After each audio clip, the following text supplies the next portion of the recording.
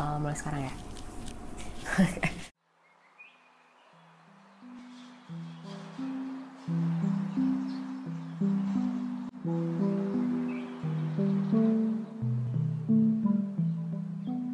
I'm Kezia Alexandra.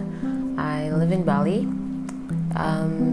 I usually use a camera for my main medium for creating art, which is digital or film, and also I use lots of acrylics for painting, whether it's on canvas or on paper, and different kind mediums, which varies all the time as an additional when I'm doing mixed media, which art could be trash or whatever I find that suits the concept, I guess. And what inspires me most of the time is basically, besides music, is folklore stories, philosophies, and then I think experiences as well at the present moment.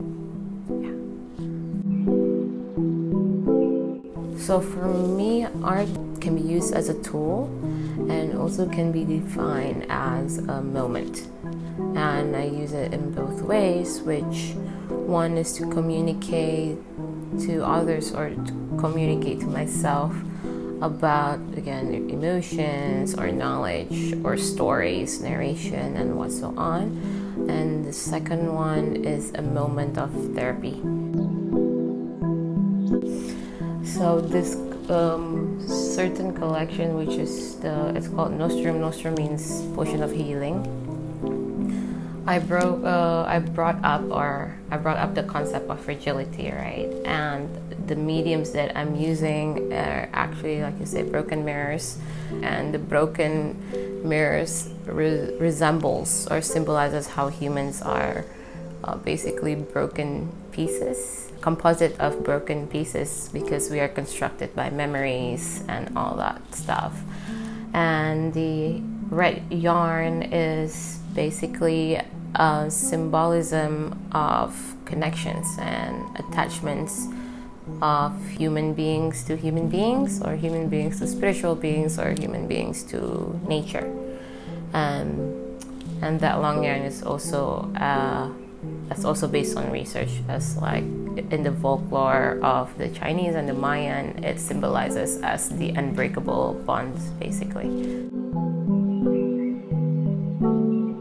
And so looking at these pieces will give you more like like a strength, I guess, just because once you deal with your shadow, I call it, or your past, and you think that every human being is just also a general thing to be fragile and being vulnerable, and you can use your vulnerability as your strength instead of your weaknesses, I guess. And I think that's very beautiful, because it takes courage to actually embrace those. So no matter how sometimes the art is based on research or something, it still have a touch of the emotions that I'm feeling at the current moment, whether it's in color as well, or shapes, or all that. So sensitive topics can vary from personals to politics. But in Indonesia, one of the personal sensitive topics that I figured is to talk about lesbians or gays, just because it's still like taboo or prohibited here politically. Yeah, when you can't communicate or be who you are, it put people on stress positions, and you don't live, you become depressed.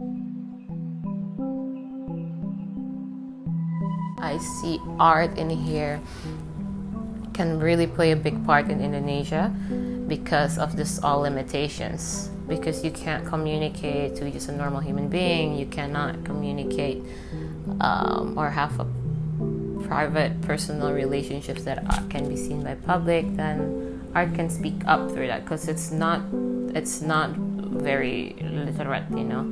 It's not using words even, so you can morph around it while still bring the awareness and support the concepts and make a safe space for people to communicate, I guess, and express themselves.